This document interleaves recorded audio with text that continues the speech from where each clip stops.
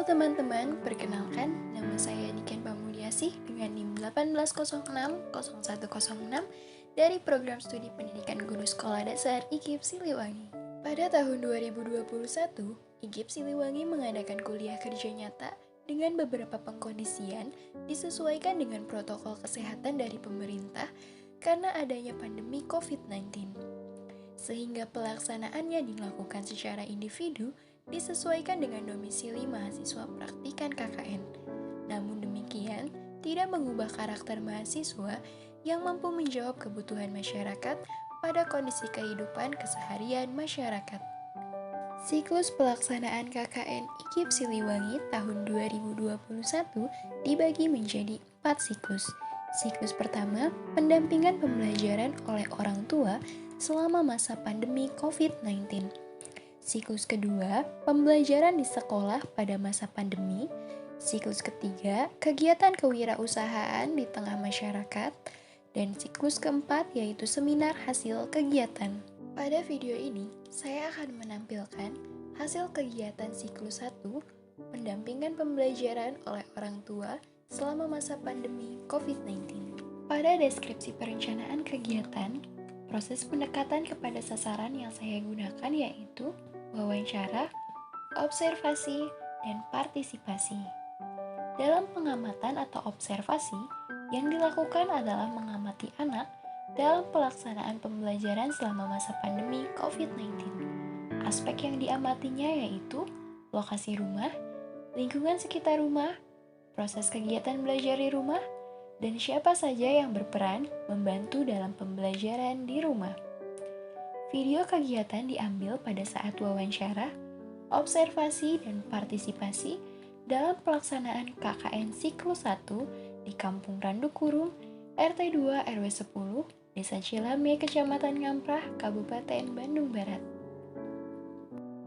Narasumber yang pertama yaitu Ibu Dede Julaiha yang merupakan seorang ibu rumah tangga. Ia mengatakan bahwa anaknya sudah belajar dari rumah sejak 2 bulan yang lalu semenjak masuk sekolah dasar. Pembelajaran berjalan dengan baik, dan apabila ada kesulitan pada anak saat mengerjakan tugas, ia selalu membantunya serta memberi dukungan. Kesulitan yang dirasakan yaitu ponsel yang hanya ada 1, sehingga harus bergantian dengan anak pertamanya yang juga sedang belajar dari rumah.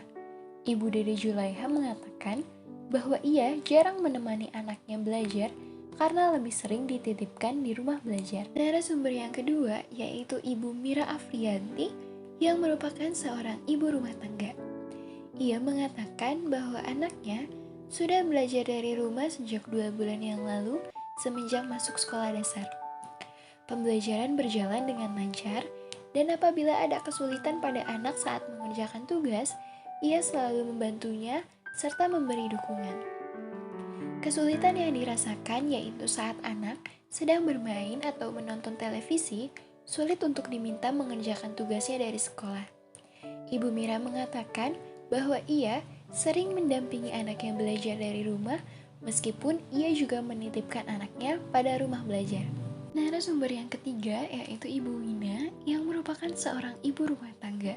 Ia mengatakan bahwa anaknya sudah belajar dari rumah sejak 2 bulan yang lalu, semenjak masuk sekolah dasar. Pembelajaran berjalan dengan lancar, dan apabila ada kesulitan pada anak saat mengerjakan tugas, ia selalu membantunya serta memberi dukungan. Kesulitan yang dirasakan yaitu saat anak sedang bermain, sulit untuk diminta mengerjakan tugasnya dari sekolah. Ibu Wina mengatakan bahwa ia sering mendampingi anaknya belajar dari rumah, meskipun ia juga menitipkan anaknya pada rumah belajar.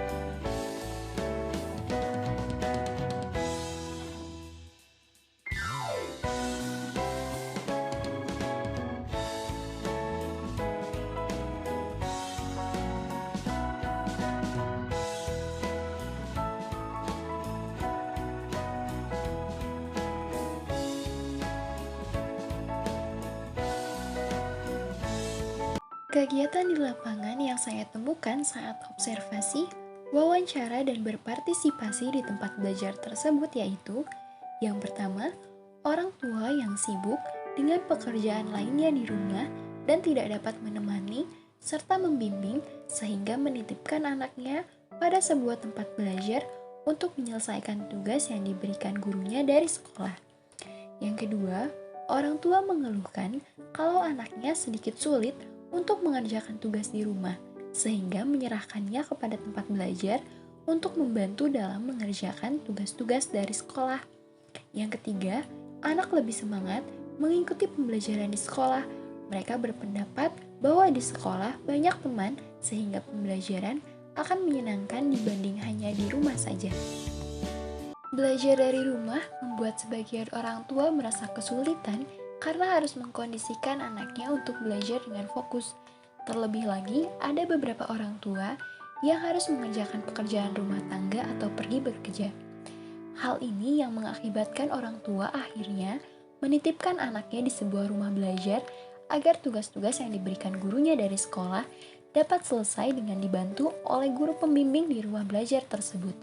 Walaupun mereka menitipkan anaknya di rumah belajar, mereka juga tetap berperan untuk memotivasi anak agar tetap semangat belajar, membantu anak jika ada waktu luang di rumah. Orang tua tersebut mengatakan bahwa memang belajar daring ini cukup membuat mereka kesulitan, namun sejauh ini pembelajaran yang diberikan oleh guru di sekolah berjalan dengan lancar.